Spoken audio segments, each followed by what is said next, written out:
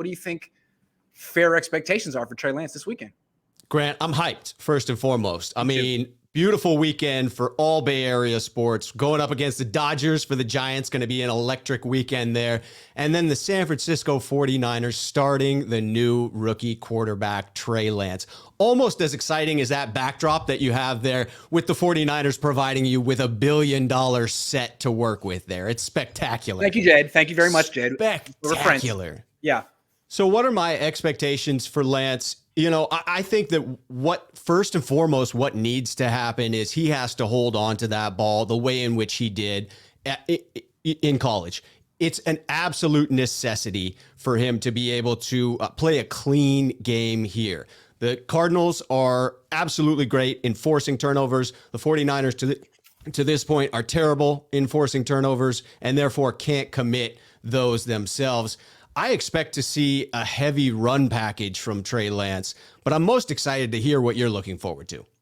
Well, I'm excited. I like watching him play. Steve Young said he reminds him of a young Steve Young. I wasn't alive when Steve Young was in Tampa, but I watched Steve Young. I loved watching Steve Young play. That's my favorite football player of all time. So I am partial to Trey Lance. I do want him to work out, and I like his style of playing quarterback as opposed to Jimmy Garoppolo or Mac Jones. It's just not my kind of quarterback. So I'm excited to watch Trey Lance scramble. I'm excited to watch him buy time and be an athlete.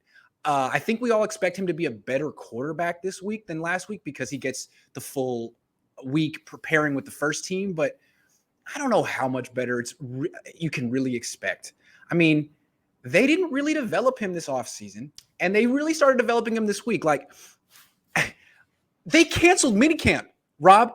You would think that with a 21-year-old quarterback, you'd be like trying to find time, buy time, create time. And the Niners are like, you know what? We're going to get to Trey next year because we're a Super Bowl team. And Trey's 21. So we'll just get to him next year. And for now, we're going to focus on the veterans and Jimmy Garoppolo. And then like, oh, Jimmy got hurt again. Wow, couldn't have seen that coming. So now we're going to have to pivot. And look, Trey Lance, I think people are hoping that he does what Kaepernick did in 2012. Kaepernick was on his second year in the team. He was like 24 years old. If Trey Lance is more gifted than Kaepernick and could do it, but I don't really expect a whole lot. And I think might be a little unfair to expect a whole lot given how the Niners have treated him this year.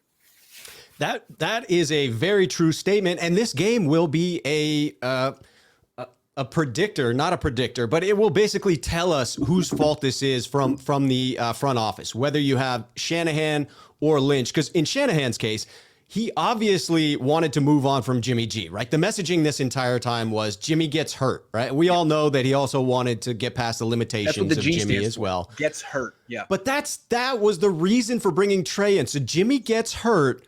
We're going to bring someone in who has just over 300 passes in his collegiate career. And then we're not going to do anything to actually get him ready in the inevitable circumstance that what we said will happen happens. Jimmy gets hurt.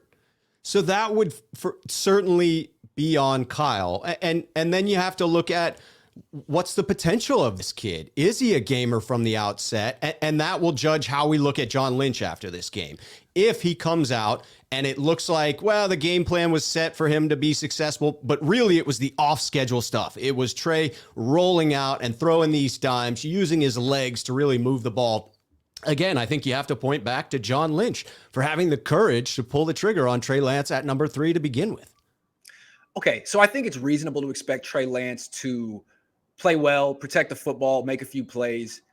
Hard to expect him to win. Hard to expect him to, be lights out. Colin Kaepernick was kind of lights out. Sorry, we're in the flight path here. Colin Kaepernick was kind of lights out in his debut against the Bears. The Bears stunk. This is the Arizona Cardinals, and I know they're not on TV very much, and people kind of haven't figured it out, but we talked about it before the season. This was my team that I thought was going to win the division. I think they're really, really good, the offense and the defense. So I think if we're going to talk like what Trey Lance needs to do to keep the job later, but I don't think the bar is super high. Now, if he looks awful, if he looks bad, he's one of the main reasons they lose, then by all means go back to Jimmy Garoppolo if he's not ready. But I think the expectations should be adjusted, given the fact that the Niners just decided they wanted him to be developed about three days ago.